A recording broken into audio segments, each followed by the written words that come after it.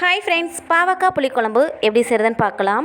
பாவக்காய் புளிக்குழம்பு அப்படின்னாலே சில பேருக்கு பிடிக்காது. ஏன்னா அதில் இருக்கக்கூடிய கசப்புத்தன்மை, என்னதான் கசப்புத்தன்மை இருந்தாலும் பாவக்காயை நம்ம கட் பண்ணி உடனே தண்ணியில் போட்டு வாஷ் பண்ணி எடுத்து வச்சுருங்க. இது மாதிரி செஞ்சோம் அப்படின்னா பாவக்காயில் ஓரளவுக்கு கசப்புத்தன்மை நீங்கி வரும். ஸ்டவ் ஆன் பண்ணிவிட்டு ஓனில் எண்ணெய் ஊற்றிக்கோங்க. இப்போ வெந்தயம், ஜீரகம், பெருஞ்சீரகம் சேர்த்துக்கோங்க. கட் பண்ண சின்ன வெங்காயம் சேர்த்துக்கோங்க. கட் பண்ண பாவக்காய், பூண்டு, உப்பு சேர்த்து நல்லா வதக்கலாம். எந்த அளவுக்கு வதங்கணும் அப்படின்னா ஒரு 50% வதங்கினா போதுமானது. இந்த அளவுக்கு வதங்கினா போதுமானது. மூடி போட்டு நல்லா வதக்குனீங்க அப்படின்னா ஒரு 50% நல்லா வெந்து வந்துடும். வெந்து வந்ததுக்கப்புறம் தக்காளியை அரைச்சி சேர்த்துக்கோங்க. நல்லா திக்னஸ் கொடுக்கும். அதுக்கப்புறம் குழம்பு மிளகாத்தூள் இருந்ததுன்னா சேர்த்துக்கோங்க. அது கூடவே மஞ்சத்தூள் சேர்த்துட்டு ஒரு சின்ன லெமன் சைஸ் புளி கரைச்சி சேர்த்துக்கோங்க. இந்த குழம்புக்கு தேவையான தண்ணி சேர்த்துக்கலாம். தண்ணி சேர்த்து நல்லா கொதிக்கி விட்டு இறக்கணும் அப்படின்னா சூப்பரான பாவக்காய் புளி குழம்பு நம்மளுக்கு ரெடி ஆயிரும். ஃபைனலாக பெருங்காயம் சேர்த்து இறக்குங்க. இன்னும் டேஸ்ட் வேறு லெவலில் இருக்கும். இதே மாதிரி நீங்களும் ட்ரை பண்ணுங்கள். பாவக்காய் பிடிக்காதவங்க கூட விரும்பி சாப்பிடுவாங்க. மறக்காமல் என்னோட சேனலுக்கு சப்போர்ட் பண்ணுங்கள். Thank you.